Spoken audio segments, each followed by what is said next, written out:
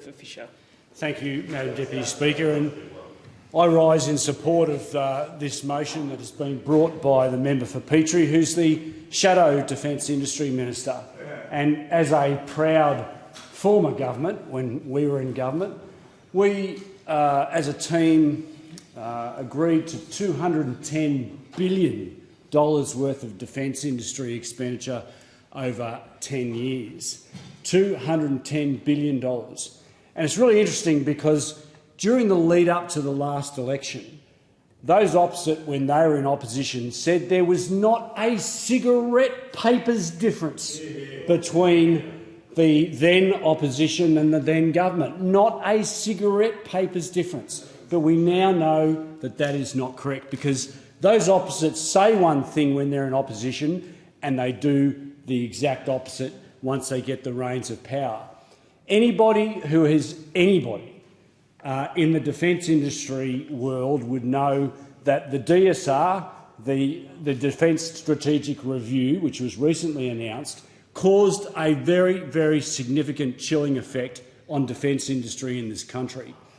The Shadow Minister and I had the privilege of attending an AIDEN dinner, an Australian Industry Defence Network dinner, just a couple of weeks ago. And the speeches that came out of that night at a Queensland level and also earlier a national level was one of absolute desperation by defence industry contractors. They are staring down the barrel of having to lay workers off because of this chilling effect that the DSR has had on defence industry. Everybody has basically down tools in the Australian defence industry because of this government's indecision. When we were in government, we made sovereign capability a catch cry. I didn't even know what it was until I came into Parliament. The sovereign capability is so incredibly important, and I want to single out the efforts of people like Christopher Pyne, who was our previous Defence Minister, our previous Defence Industry Minister, who really led the charge going back then, and also the member for Durack, and of course the current opposition leader. The coalition government has always believed in the importance of the protection of this country.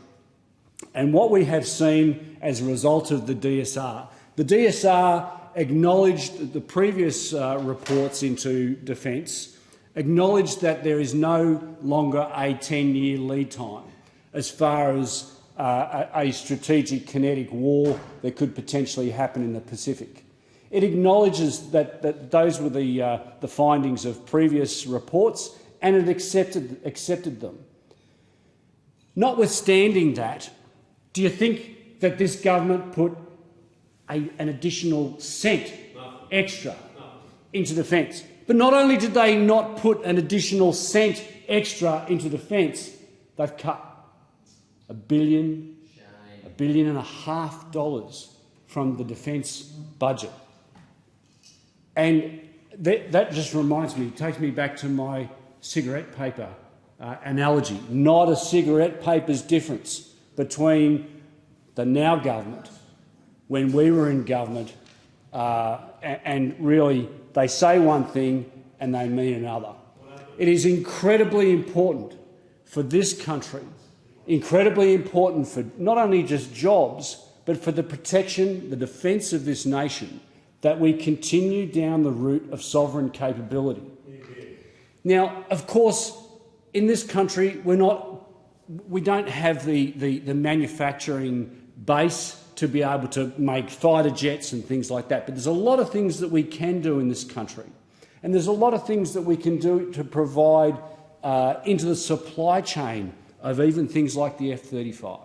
So whilst we may not make fighter jets, whilst we may not make helicopters, we're great at building ships, and we need to have that emphasis in this country of sovereign capability, because, God please, this never happens, but if this country was ever blockaded or that there was a kinetic war on, we cannot rely upon our just-in-time supply chains, as COVID has taught us. We need to make stuff here. To make stuff here, we've got to have that intellectual ability and experience to actually manufacture things that we rely on in conflict right here in Australia.